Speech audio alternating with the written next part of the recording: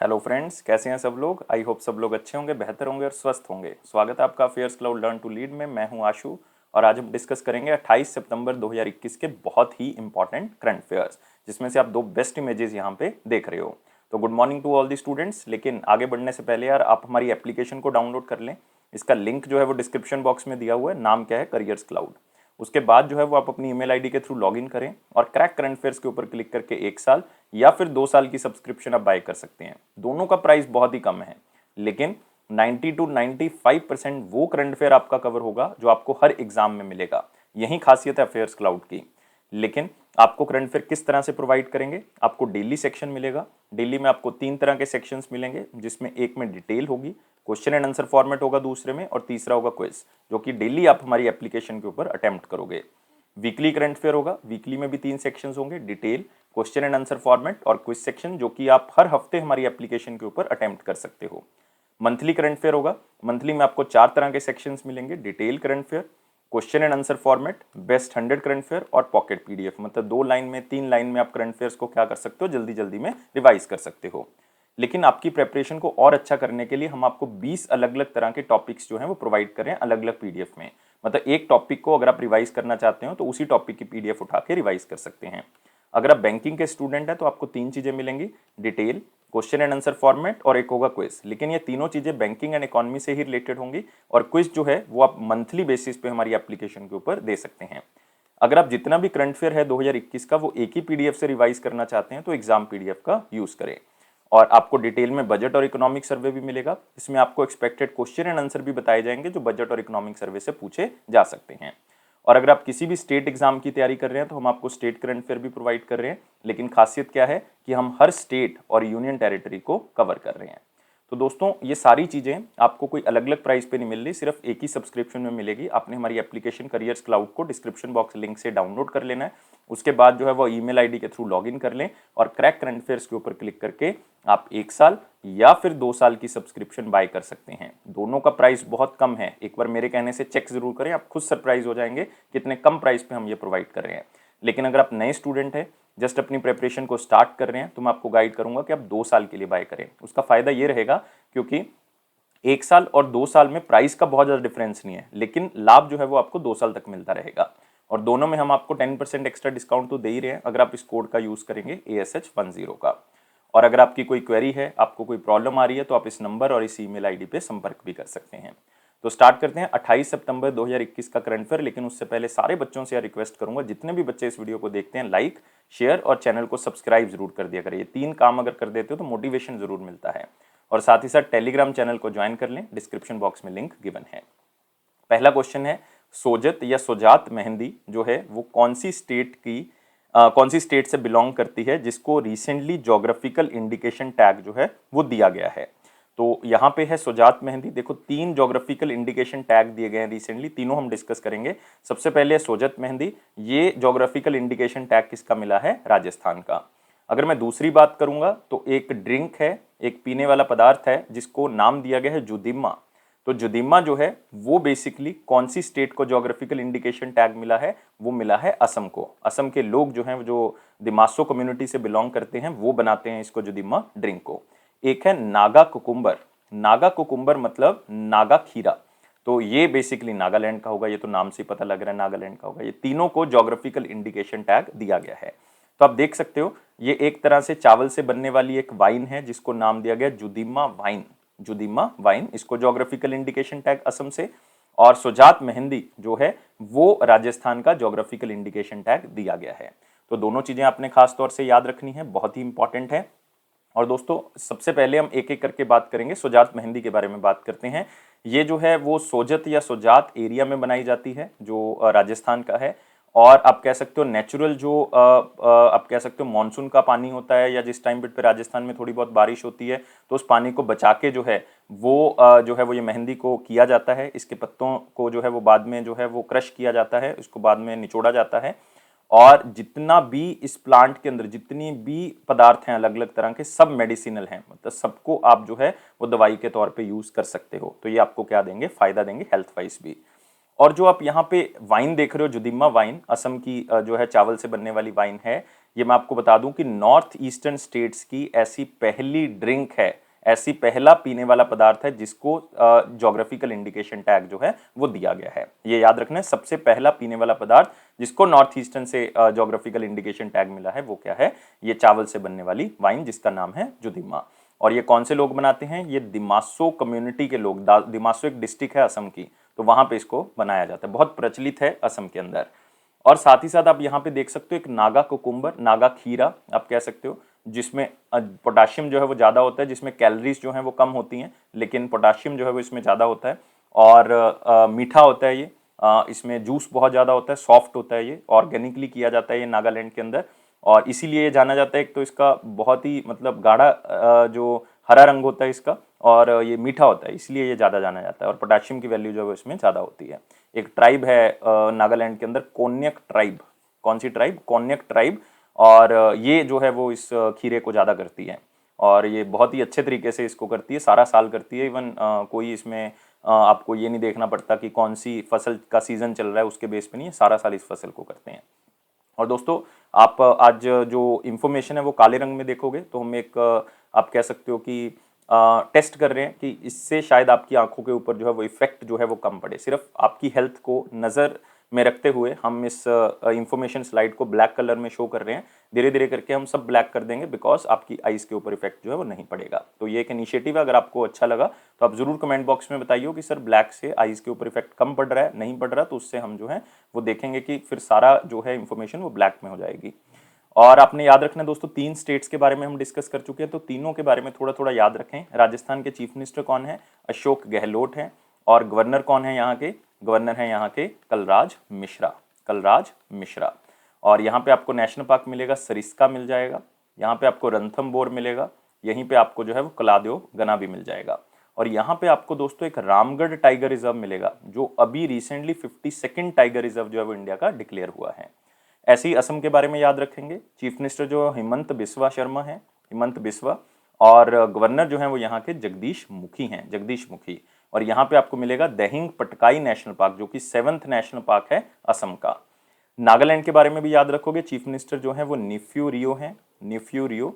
और यहाँ के गवर्नर जो है वो जगदीश मुखी ही हैं, क्योंकि रिसेंटली हमने क्वेश्चन कवर किया था कि जो इनके गवर्नर थे नागालैंड के, RN रवि, वो तमिलनाडु के बना दिए गए, क्योंकि तमिलनाडु के जो बनवारी लाल पुरोहित थे वो पंजाब के बना दिए गए हैं, और नागालैंड की पोजीशन खाली पड़ी हुई थी, तो जगदीश मुखी को एडिशनल चार्ज जो है वो दिया गया है।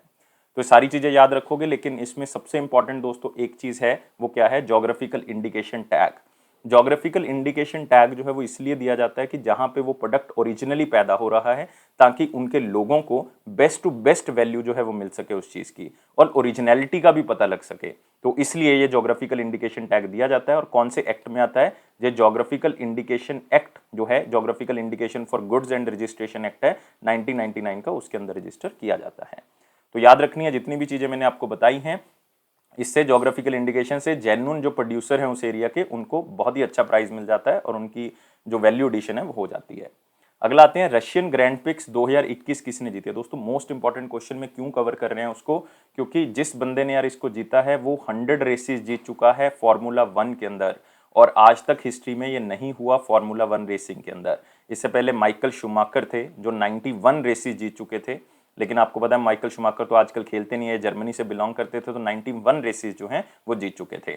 उसके बाद ये कोमा में चले गए माइकल शूमाकर, अभी कुछ टाइम पीरियड पहले ही कोमा से बाहर आए हैं। अब उनके बेटे ने भी जो है वो ग्रैंड प्रिक्स में खेलना जो है वो स्टार्ट कर दिया, मतलब आना स्टार्ट कर दिया, लेकिन 100th रेसेस जो हैं वो ये जीत चुके हैं, और इनका नाम है one and only Lewis Hamilton. दोस्तों याद रखना है, रिकॉर्ड 100 तक पहुंचना बहुत मुश्किल है, और माइकल शूमाकर 91 तक पहुंच चुके हैं। इससे आप कह सकते हो सेबेस्टियन वेटल जो हैं वो मतलब 53 पे हैं, जर्मनी के सेबेस्टियन वेटल भी, वो पहले ज़्यादातर रेसेस सेबेस्टियन वेटल ही जीतते थे, तो 53 रेसेस वो जीते। अब लुइस हैमिल्टन का नाम चल रहा है यार, कौन सी कंट्री से बिलोंग करते हैं, ब्रिटेन से बिलोंग करते हैं, और रशियन ग्रैंड प्रिक्स सोची में हुई है, सोची मतलब रशिया की हम बात कर रहे हैं। तो Russian grand prix 2021 100th race है ये जो जीती है लुइस हैमिल्टन ने। याद रखोगे, ये भी एग्जामिनर पूछ सकता है कि 100th रेस कौन सी है जो लुइस हैमिल्टन ने जीती है, तो रशियन ग्रैंड प्रिक्स ने ये रिकॉर्ड जो है वो सेटअप किया है। मैक्स वर्स्टैपन इसमें सेकंड नंबर पे आए हैं। तो याद रखना है, बहुत ही इंपॉर्टेंट क्वेश्चन हमने डिस्कस कर लिया है। अगला आते हैं वेरी इंपॉर्टेंट क्वेश्चंस के ऊपर, लेकिन वीडियो को लाइक, शेयर और चैनल को सब्सक्राइब जरूर कर दें। और दोस्तों एक बात याद रखनी है, टेलीग्राम ग्रुप को जरूर ज्वाइन कर लें, ऑफिशियल नोटिफिकेशन आपको वहीं से मिलेगा। कौन सी स्टेट है जिसने समर्पण पोर्टल जो है वो लॉन्च किया है, ताकि आप अपनी मर्जी से जो है वो स्टेट को अपनी सर्विसेज जो है वो प्रोवाइड करें। जो लोग जो है वो सेवा करना चाहते हैं स्टेट की, तो वो अपनी मर्जी से जो है वो रजिस्टर करें समर्पण पोर्टल के ऊपर। उसके बाद अलग अलग काम के लिए जो वो अपनी सेवा प्रदान कर सकते हैं, ताकि स्टेट आगे बढ़ सके। और ये स्टेट है हमारे पास हरियाणा स्टेट। तो आंसर क्या होगा? ए होगा। तो इस पोर्टल का नाम याद रखना है, और मनोहर लाल खट्टर जी ने इस पोर्टल को लॉन्च किया है, समर्पण पोर्टल, जो कि वॉलंटरी सर्विस जो है वो लोगों की वहाँ पे प्रोवाइड होगी।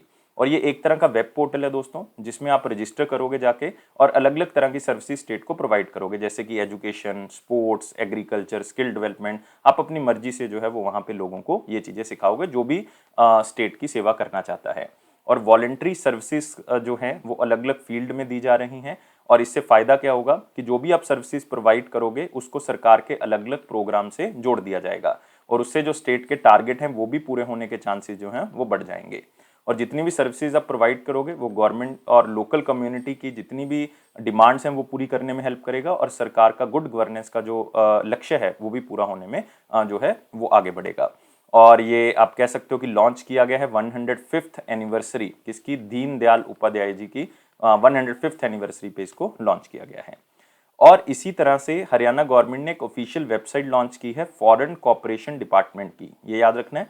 फॉरेन कॉपरेशन डिपार्टमेंट की एक ऑफिशियल वेबसाइट लॉन्च की गई है, और इसका लक्ष्य यही है इस वेबसाइट का कि इसमें हरियाणवी कल्चर, हरियाणा के कल्चर के बारे में, हरियाणा के बारे में, इसमें हरियाणा के अंदर इन्वेस्ट करने का क्या फ़ायदा है उसके बारे में, एक्सपोर्ट अगर हरियाणा से करते हो तो क्या फ़ायदा आपको मिलेगा, मतलब आप कह सकते हो किसी ना किसी तरह से बिजनेस बढ़ाने के बारे में यहाँ पे बात हो रही है उनको, जो फॉरेनर्स हैं और हरियाणा से बिलोंग करते हैं, मतलब हरियाणा के लोग जो बाहर रह रहे हैं उनको बताने के लिए ये वेबसाइट लॉन्च की गई है। और एक हुनर एप्लीकेशन भी लॉन्च की गई है। हुनर एप्लीकेशन का मतलब हरियाणा उद्यम नौकरी और रोजगार। नौकरी और रोजगार, इसका मतलब क्या है कि इसमें सेल्फ एम्प्लॉयमेंट की अपॉर्चुनिटी आपको मिलेगी। सेल्फ एम्प्लॉयमेंट की मतलब आपको ट्रेनिंग दी जाएगी, ताकि आप जो है वो कोई नया काम जो है वो सीख सको, और आप उसमें जो है वो अपने हिसाब से जो है वो काम स्टार्ट कर सको। जब आपको ट्रेनिंग दी जाएगी तो आप जो है वो काम खुद स्टार्ट कर सकते हो। खुद स्टार्ट करोगे तो आप उसको एक बिजनेस बना सकते हो। तो ज़्यादा से ज़्यादा बिजनेसेस जो है वो ओपन किए जा सकें, ये है हुनर एप्लीकेशन। आपका हुनर पहचाना जाएगा, तो हुनर से याद रखना है हरियाणा। तो बहुत ही अच्छे तरीके से ये क्वेश्चन कवर हो चुका है, लेकिन हरियाणा के बारे में याद रखोगे, हरियाणा के चीफ मिनिस्टर मनोहर लाल खट्टर जी हैं, मनोहर लाल खट्टर जी, और गवर्नर जो हैं वो बंडारू दत्तात्रेय हैं। बंडारू दत्तात्रेय पहले हिमाचल के प्रदेश के गवर्नर थे, अब हिमाचल प्रदेश के आर्लेकर जी हैं, लेकिन फिर भी याद रखना है बंडारू दत्तात्रेय। अगले क्वेश्चन के ऊपर आते हैं, और यहाँ पे दो नेशनल पार्क दोस्तों याद कर लियो, कालेसर नेशनल पार्क और एक Sultanpur national park. International Astronomical union ने एक जो चंद्रमा के ऊपर मून का जो साउथ पोल है उसका एक क्रेटर है, मतलब वहाँ पे एक आप कह सकते हो ये मून है मान लो, तो यहाँ पे साउथ वाली साइड पे यहाँ पे एक बहुत बड़ा खड्डा है जिसको हम क्रेटर कहते हैं। तो उसका नाम जो है वो किसके नाम पे रख दिया है? तो उसका नाम रख दिया है मैथ्यू हैंसन के नाम से। आंसर क्या होगा? डी होगा। तो याद रख लें, मैथ्यू हैंसन जो है वो अमेरिकन अफ्रीकन है, वैसे अफ्रीका से बिलोंग करते हैं लेकिन अमेरिका में सेटल हुए, अमेरिकन अफ्रीकन कहा जाता है इनको। और आर्कटिक एक्सप्लोरर है, मतलब आप कह सकते हो कि आर्कटिक वाली साइड पे जो एक्सप्लोर करते थे। और ये पहले पर्सन ऐसे थे जो पूरे वर्ल्ड में बिल्कुल टॉप ऑफ द अर्थ पहुंचे थे, मतलब नॉर्थ पोल वाली साइड पे ये पहुंचे थे। इनके साथ एक बंदा और था, उसके बारे में भी बताऊंगा, लेकिन आप यहाँ पे देख सकते हैं इनका फोटो। और ल्यूनर मतलब मून की बात कर रहे हैं, lunar crater named after the Arctic explorer Matthew Henson by International Astronomical Union. तो आप देख सकते हो कि ये क्रेटर्स हैं, छोटे छोटे यहाँ पे बने हुए हैं। तो ये सारे क्रेटर्स हैं जिनको हम खड्डे कह देते हैं। तो किसी भी चीज़ के गिरने के कारण जो है वो यहाँ पे बन सकते हैं ये, या और कोई बहुत से फैक्टर्स हैं जिसके कारण ये बन सकते हैं। तो एक जो क्रेटर है बिल्कुल नॉर्थ वाली साइड पे चंद्रमा के, तो वहाँ पे जो है वो इसको नाम दिया गया मैथ्यू हैंसन। तो इसको नाम दिया गया हैंसन क्रेटर। ये south pole of the moon, चंद्रमा के जो बिल्कुल साउथ वाली साइड पे वहाँ पे है। और मैथ्यू हैंसन ऐसे पहले पर्सन थे जो very top of the world, मतलब आप कह सकते हो पूरे वर्ल्ड में सबसे टॉप पे पहुंचे थे। और मैथ्यू हैंसन जो है वो को डिस्कवरर है नॉर्थ पोल के रॉबर्ट एडविन पेरी के साथ 1909। ज़्यादातर हम पेरी का नाम सुन लेते हैं, मैथ्यू हैंसन का नहीं सुनते, लेकिन रॉबर्ट एडविन पेरी और साथ में मैथ्यू हैंसन ने 1909 में जो है ये नॉर्थ पोल का जो है वो डिस्कवरी किया था। और इसने एक बुक भी लिखी थी, a Negro explorer at the north Pole. A Negro explorer इसलिए क्योंकि ये अफ्रीकन है, तो उनकी कम्युनिटी निग्रो थी, तो इसलिए Negro explorer at the north pole इनको कहा गया। और एक चंद्रमा पे मिशन नासा भी भेज रहा है दोस्तों, उस मिशन का नाम क्या है? Artemis mission. याद रखना है आर्टेमिस मिशन। ये नासा का प्रोग्राम है और ये भी जो है वो चंद्रमा को एक्सप्लोर करने के बारे में है। और ये हैंसन क्रेटर में भी जो है वो भेजा जाएगा, मतलब साउथ पोल वाली साइड पे भेजा जाएगा चंद्रमा की। और आर्टेमिस प्रोग्राम एक ऐसा प्रोग्राम है जिसमें फर्स्ट वुमेन और फर्स्ट पर्सन इन कलर भेजा जाएगा। फर्स्ट पर्सन इन कलर मतलब वो वाइट नहीं होगा, तो फर्स्ट पर्सन इन कलर मतलब कोई और होगा, लाइक वाइट में नहीं भेजा जाएगा, तो कोई और भेजा जाएगा, कोई गोरा नहीं भेजा जाएगा, सिंपल वर्ड्स में किसी और को भेजा जाएगा। तो याद रखना है, मैथ्यू हैंसन के नाम पे रखा गया है। अगले क्वेश्चन के ऊपर आते हैं। आईसीसी बैंक ने कौन सी कंपनी के साथ टाई अप किया है कि वो ओवरड्राफ्ट फैसिलिटी जो है वो प्रोवाइड कर देगी, और कौन सी कंपनी के सेलर्स को प्रोवाइड करेगी? अमेजॉन की कंपनी के सेलर्स को प्रोवाइड करेगी। मतलब अगर कोई बंदा आईसीआईसी बैंक में भी उसका अकाउंट है और अमेजॉन पे वो सामान बेचता है, अमेजॉन पे वो सामान बेचता है, सेलर है अमेजॉन पे, तो आईसीआईसी बैंक उसको 25 लाख रुपए तक का ओवरड्राफ्ट जो है वो दे सकती है।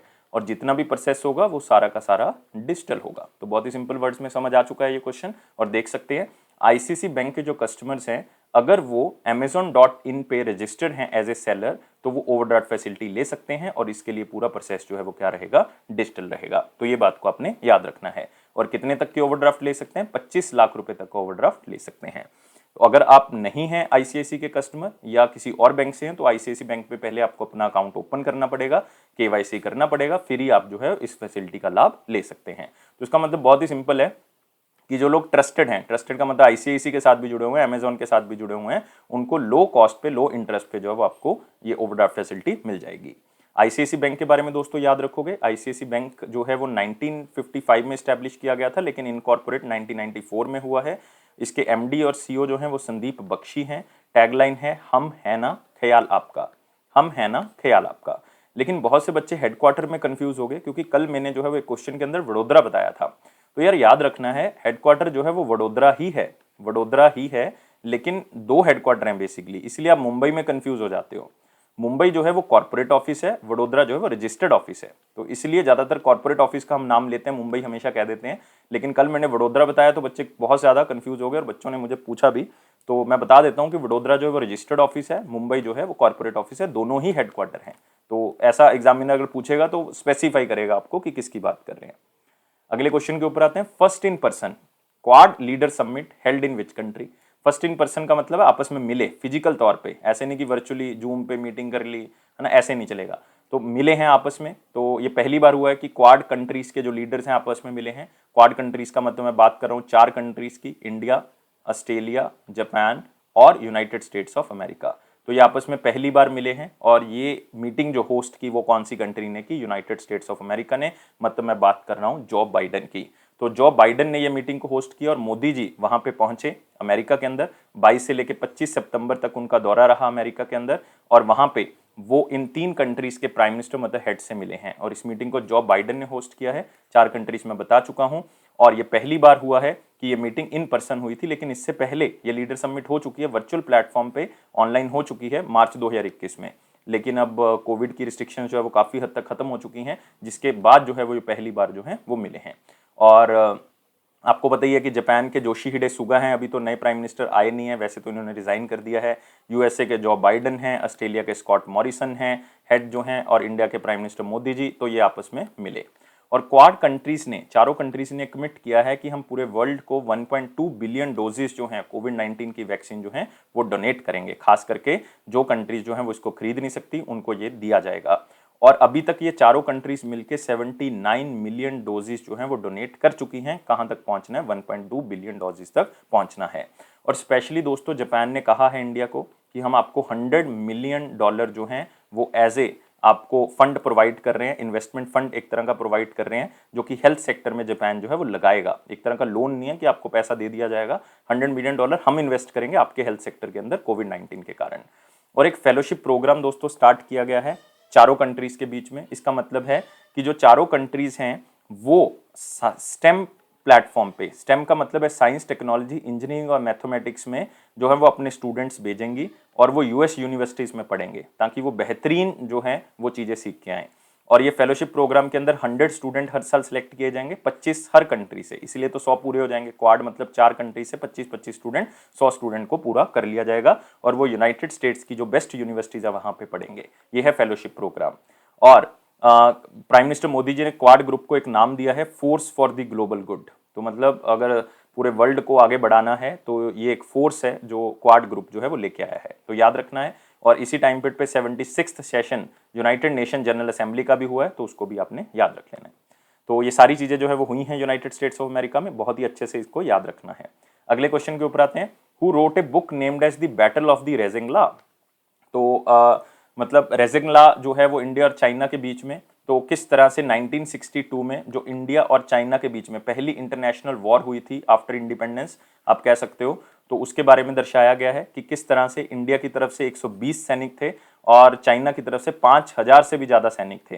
किस तरह से उन्होंने लद्दाख वाले एरिया के अंदर जो है वो 120 सैनिकों ने बचाने की कोशिश की है इंडिया को और 5000 सैनिकों के साथ लड़े हैं, उसके बारे में ये बताया गया है।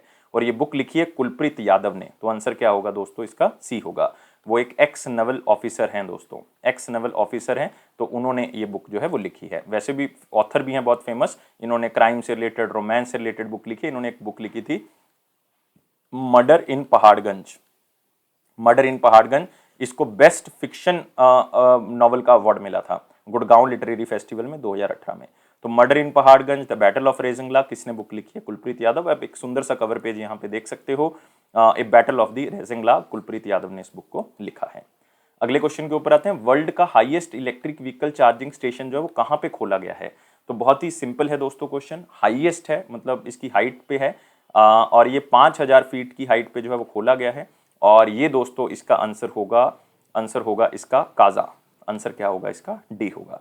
तो याद रखना है काजा जो है वो इसका आंसर है। और काजा जो है वो दोस्तों कहाँ पे है, काजा आपको मिलेगा स्पीति वैली के अंदर। अगर आपको स्पीति नहीं भी पता तो मैं आपको बता देता हूँ कि लाहौल एंड स्पीति एक डिस्ट्रिक्ट है किसकी, हिमाचल प्रदेश की, तो वहां पे ये खोला गया है। तो याद रखना है वर्ल्ड का हाईएस्ट इलेक्ट्रिक व्हीकल स्टेशन जो है वो काजा वैली में खोला गया है, जो कि हिमाचल प्रदेश में है। और ये जो चार्जिंग स्टेशन है ये 2 व्हीलर्स के लिए भी, 4 व्हीलर्स के लिए, मतलब दोनों के लिए ये जो है चार्जिंग स्टेशन रहेगा। और ये कंपनी है जिसका नाम है गो ईगो ग्रुप, गो ईगो ग्रुप ने जो है वो इसको खोला है। और ये पूना बेस्ड जो है वो एक कंपनी है जो कि चार्जिंग स्टेशन जो है वो ओपन करती है। और आपने याद रखना है रिसेंटली गो ईगो और टीवीएस मोटर्स के बीच में ये टाई अप हुआ है कि हिमाचल प्रदेश में आप लोग जो है ये इलेक्ट्रिक व्हीकल इंफ्रास्ट्रक्चर जो है वो बनाओगे। हिमाचल प्रदेश के स्टूडेंट इसको याद रखेंगे। नेक्स्ट आते हैं, हिंदुस्तान एरोनॉटिक्स लिमिटेड ने एक एग्रीमेंट किया है ताकि वो 2 हिंदुस्तान एरोनॉटिक्स लिमिटेड के जो एयरक्राफ्ट हैं जिसका नाम है सिविल डॉर्नियर 228, वो एक स्टेट में जो है वो लगा सकें अपने 2 एयरक्राफ्ट जो है जिसका नाम है डॉर्नियर 228, वो वहां पे जो है वो क्या कर सकें, लगा सकें। और ये स्टेट हमारे पास है अरुणाचल प्रदेश। आंसर क्या होगा, सी होगा। तो आप यहाँ पे देख सकते हैं कि HAL ने एक अलायंस किया है अलायंस एयर ज्वाइंट फोर्सेस के साथ, ताकि वो सप्लाई कर सकें ये सिविल डू 228 प्लेन। डू का मतलब है डॉर्नियर 228 प्लेन इन अरुणाचल प्रदेश। तो HAL ने एक पैक्ट साइन किया अलायंस एयर एविएशन के साथ, ताकि वो ये 2 HAL के एयरक्राफ्ट जो हैं वो अरुणाचल प्रदेश में जो हैं वो स्थापित कर सकें। और ये बहुत ही आप कह सकते हो छोटा प्लेन है, सिर्फ 19 मतलब 19 सीटर प्लेन है, जो कि आप कह सकते हो कि कुछ लोगों को इधर उधर लेके जाने में हेल्प करेगा, लाइक VIPs को इधर उधर लेके जाने में हेल्प कर सकता है, ट्रांसपोर्ट के लिए आप यूज़ कर सकते हो, पैसेंजर एयरक्राफ्ट भी यूज़ हो सकता है, एयर एम्बुलेंस यूज़ हो सकती है, मतलब आप कह सकते हो कि इसमें पैरा जंपिंग, एयर सर्विलेंस कर सकते हैं, फोटोग्राफी की जा सकती है, और भी बहुत से इसमें काम जो है वो लिए जा सकते हैं। तो इस डील से क्या होगा कि अरुणाचल प्रदेश के साथ जो है वो जोड़ा जाएगा बाकी स्टेट्स को, और ये रीजनल कनेक्टिविटी जो अरुणाचल प्रदेश के साथ आसपास के राज्य हैं तो उनको आपस में जोड़ने का काम करेगा। और रिसेंटली आपको पता होना चाहिए कि HAL जो है वो एक एयरक्राफ्ट और बना रहा है जिसका नाम है हिंदुस्तान 228। ये क्वेश्चन बहुत ही इंपॉर्टेंट है, रिसेंटली एक पंजाब के एग्जाम में इसको पूछा भी गया है, तो याद रखना है, बहुत इंपॉर्टेंट है। तो अगला क्वेश्चन आते हैं, प्राइम मिनिस्टर नरेंद्र मोदी जी ने लॉन्च किया आयुष्मान भारत डिजिटल मिशन। तो आयुष्मान भारत डिजिटल मिशन दोस्तों बहुत इंपॉर्टेंट है। वैसे तो मतलब आप कह सकते हो कि ये पहले भी जो है वो लॉन्च हो चुका है, लेकिन पहले नेशनल डिजिटल हेल्थ मिशन के नाम से जो वो लॉन्च हो चुका है। तो आयुष्मान भारत डिजिटल मिशन के अंतर्गत क्या होगा कि जो हॉस्पिटल्स हैं उनको डिजिटली जो है वो आपस में जोड़ा जाएगा, और एक आपका हेल्थ ID जो है वो बना होगा, तो उसके बेसिस पे आप इनरोल हो सकते हो। और हर सिटीजन का एक रिकॉर्ड जो है वो क्या होगा, ऑनलाइन जो है वो रजिस्टर होगा, और इसमें आप मोबाइल एप्लीकेशन की हेल्प से जो है वो उस डाटा को देख सकते हो। और हेल्थ ID एक तरह का आपका एक हेल्थ अकाउंट होगा। तो ये याद रखना है, ये प्राइम मिनिस्टर नरेंद्र मोदी जी ने लॉन्च किया है, और इसको लिया गया है अंदर नेशनल डिजिटल हेल्थ मिशन के under. National digital health mission जो है वो 15 अगस्त 2020 को क्या किया गया था, लॉन्च किया गया था। और इसका मेन मकसद यही था कि हमने जो है वो एक हेल्थ आईडी को क्रिएट करना है, पर्सनल हेल्थ रिकॉर्ड आपके उसी के अंदर रहेंगे, एक डिजिटल डॉक्टर जो होगा और हेल्थ फैसिलिटी जो है वो आपको दी जाएगी। तो अलग अलग तरह के फीचर्स अभी इसमें और भी ऐड होंगे। अभी तक 1 लाख हेल्थ आईडीज जो हैं वो क्या कर दी गई हैं, नेशनल डिजिटल हेल्थ मिशन के अंदर क्रिएट कर दी गई हैं। तो याद रखना यार, कुछ भी नहीं है। आयुष्मान भारत डिजिटल मिशन का मतलब है जो आयुष्मान भारत जो स्कीम है उसके तहत उसको आपको डिजिटली जोड़ा जाएगा, हेल्थ आईडी दे दी जाएगी, सारा रिकॉर्ड जो है वो आपको ऑनलाइन होगा। बहुत ही सिंपल वर्ड्स में आप इसको याद रख सकते हो। अगले क्वेश्चन के ऊपर आते हैं। वर्ल्ड टूरिज्म डे 27 सितंबर को मनाया गया 2021 को। तो इसको हर साल जो है वो 27 सितंबर को मनाया जाता है। इसके पीछे कारण यही है कि टूरिज्म को हमने जो है वो टूरिज्म के बारे में अवेयरनेस क्रिएट करनी है, टूरिज्म की क्या इंपॉर्टेंस है सोशल लेवल पे, इकोनॉमिकल लेवल पे और पॉलिटिकल लेवल पे। आप बहुत ही अच्छे से चीज़ों को समझ सकते हो। और साथ ही साथ जो है वो टूरिज्म सेक्टर जो है वो सस्टेनेबल डेवलपमेंट गोल्स को अचीव करने में भी हेल्प करेगा। और कोविड-19 के कारण सबसे ज़्यादा जो आप कह सकते हो कि नुकसान हुआ है वो टूरिज्म सेक्टर का ही हुआ है। और जो हमारे पास एक ऑर्गेनाइजेशन है United Nation World Tourism Organisation, याद रखना है, उसने इस दिन को प्रमोट किया है tourism for inclusive growth, tourism for inclusive growth के नाम से इसको प्रमोट किया है। और जो हमारे दिल्ली के चीफ मिनिस्टर हैं अरविंद केजरीवाल जी, उन्होंने एक प्रोग्राम लॉन्च किया जिसका नाम है देखो मेरी दिल्ली, देखो मेरी दिल्ली। ये अरविंद केजरीवाल जी ने लॉन्च किया है, ये भी टूरिज्म को प्रमोट करने के लिए। और UNWTO मतलब United Nation World Tourism Organisation का जो हेडक्वार्टर है वो कहाँ पे है, मैड्रिड। मैड्रिड कहाँ पे है दोस्तों, स्पेन के अंदर है। अगले क्वेश्चन के ऊपर आते हैं, इंपॉर्टेंट क्वेश्चंस के ऊपर। लेकिन वीडियो को यार लाइक शेयर और चैनल को सब्सक्राइब जरूर कर दें और टेलीग्राम ग्रुप को ज्वाइन कर लें। तो क्वेश्चन है कि इंडिया और कौन सी कंट्री ने एक टास्क फोर्स बना दी है हाइड्रोजन के ऊपर भी, बायोफ्यूल्स को लेके भी, ताकि हम कार्बन डाइऑक्साइड को बाहर निकाल सकें, मतलब कार्बन डाइऑक्साइड को हम इन्वायरमेंट से खत्म कर सकें। और आपको पता है कि इंडिया का टारगेट है कि 450 गीगावाट हमने 2030 तक अचीव करना है, 175 गीगावाट जो है वो 2022 तक अचीव करना है। मे बी 175 को कर सके क्योंकि 146 तक तो पहुंच ही चुके हैं। तो दोस्तों ये है हमारे पास United States of America. Already United States of America कह चुका है कि हम आपकी हेल्प करेंगे ये 450 गीगावाट 2030 का टारगेट को अचीव करने के लिए। और एक हाइड्रोजन टास्क फोर्स है, एक बायोफ्यूल टास्क फोर्स है, ताकि दोनों कंट्रीज आपस में मिलके इस एनर्जी के ऊपर काम कर सकें और हम कार्बन डाइऑक्साइड को एनवायरमेंट से बाहर निकाल सकें। तो याद रखना है, बस सिंपल क्वेश्चन है, इसमें और कुछ भी याद नहीं रखना। नेक्स्ट आते हैं वन लाइनर इंपॉर्टेंट पॉइंट्स के ऊपर, जिसमें पहला पॉइंट है कॉमर्स मिनिस्ट्री, मतलब इंडस्ट्री और कॉमर्स मिनिस्ट्री जो है हमारी, उन्होंने एक वाणिज्य सप्ताह जो है वो सेलिब्रेट किया 20 से लेकर 26 सितंबर के बीच में। वाणिज्य सप्ताह का दोस्तों मतलब है कि ट्रेड एंड कॉमर्स वीक, और ये आज़ादी का अमृत महोत्सव जो हमारा चल रहा है उसकी याद में जो है वो इसको सेलिब्रेट किया गया है। और इसमें जो है वो आप कह सकते हो कि ट्रेड एंड कॉमर्स से लेकर अलग अलग सेमिनार जो है वो किए गए हैं। बहुत ज़्यादा इंपॉर्टेंट नहीं, लेकिन फिर भी इसको याद रखेंगे। मिनिस्ट्री ऑफ कॉर्पोरेट अफेयर्स ने कंपनी लॉ कमेटी का टाइम पीरियड 1 साल बढ़ा दिया है दोस्तों। कंपनी लॉ कमेटी जो है वो 2019 में जो है वो क्या की गई थी, बनाई गई थी। याद रखना है कब बनाई गई थी, 2019 में बनाई गई थी। कितना टाइम पीरियड था, 1 साल का टाइम पीरियड था इसका, लेकिन 2020 में इसका 1 साल का टाइम पीरियड और बढ़ा दिया। अब 2021 में 1 साल का टाइम पीरियड और बढ़ा दिया, मतलब 3 साल हो गए अब इसके। तो कंपनी लॉ कमेटी के अंदर टोटल 11 मेंबर हैं। इसके चेयरमैन कौन है, राजेश वर्मा। कौन है दोस्तों, राजेश वर्मा। राजेश वर्मा मतलब आप कह सकते हो सेक्रेटरी हैं मिनिस्ट्री ऑफ कॉर्पोरेट अफेयर्स के अंदर, सेक्रेटरी हैं। तो इनका काम क्या है कि इन्होंने रिकमेंडेशंस देनी है कि जो कंपनीज एक्ट है हमारा 2013 का, उसको किस तरह से इंप्लीमेंट करना है ताकि ईज ऑफ डूइंग बिजनेस बढ़ सके। नेक्स्ट, वर्ल्ड रिवर डे 26 सितंबर को मनाया गया, लेकिन आपने याद रखना है कि हर साल ये 26 सितंबर को नहीं मनाया जाता, ये चौथे संडे को मनाया जाता है। चौथा संडे मतलब सितंबर महीने का। तो 4 संडे सितंबर महीने का वर्ल्ड रिवर डे के नाम से, मतलब अगर आप 2022 में देखोगे तो ये 25 सितंबर को मनाया जाएगा। और इसका मेन लक्ष्य यही है कि जो वाटर बॉडीज़ हैं, जो जहाँ पे पानी है उसको हमने बचा के रखना है, कंजर्व करना है, क्योंकि पानी की किसी भी तरह से प्रॉब्लम ना आए। एक कनाडा के लॉयर हैं बहुत फेमस, जिनका नाम है मार्क एंजलो, तो उन्होंने इसको स्टार्ट किया था। वर्ल्ड इन्वायरमेंटल हेल्थ डे 26 सितंबर को मनाया गया। तो 26 सितंबर को इन्वायरमेंट हेल्थ डे और साथ में रिवर्स डे, दोनों इन्वायरमेंट से जुड़े हुए हैं। तो याद रख सकते हो कि 2021 में 26 सितंबर को मनाया गया। ये हर साल 26 सितंबर को मनाया जाता है ताकि इन्वायरमेंट को हम हेल्दी रख सकें और ग्रीन इन्वायरमेंट जो है वो क्रिएट कर सकें। और इसका जो आप यहाँ पे भी देख सकते हो, इसका थीम क्या है, prioritising environment health for healthier community in global recovery. तो एग्जामिनर के पूछने के चांसेस बहुत कम है कि यहाँ से आपको कोई थीम पूछ सके, बहुत बड़ा है इसलिए। नेक्स्ट, इकरा ने जो हमारी फाइनेंशियल ईयर 22 की जीडीपी जो है वो 9% जो है वो फोरकास्ट की है कि 9% जो है वो हम ग्रोथ करेंगे। पहले इन्होंने 8.5% किया था, लेकिन 0.5% बढ़ा दिया जिस तरह से कोविड की रिस्ट्रिक्शंस हट रही हैं। इकरा के बारे में याद रखोगे, ये है investment formation and investment information and credit rating agency of India, और ये मूडीज की ही एक ऑर्गेनाइजेशन है और इसको 1991 में बनाया गया था। इसका जो हेडक्वार्टर है वो गुरुग्राम है हरियाणा के अंदर। इसके एमडी और सीईओ हैं N C Varman. Next, information and broadcasting minister जो अनुराग सिंह ठाकुर हैं, उन्होंने एक समिट को एड्रेस किया जिसका नाम था इंफॉर्मेशन एंड डेमोक्रेसी। तो याद रखना है, ये इंफॉर्मेशन एंड डेमोक्रेसी एक पार्टनरशिप है अलग अलग कंट्रीज की। ये यूनाइटेड नेशन जनरल असेंबली के बेसिस पे ही की जाती है, लेकिन उससे अलग होती है। और ये जो है वो फ्रांस के कॉन्सुलेट में हुई है, जो कि यूनाइटेड स्टेट्स ऑफ अमेरिका में ही है। और इंफॉर्मेशन और डेमोक्रेसी समिट को एड्रेस किसने किया है? Information and broadcasting minister Anurag Singh Thakur ji ने।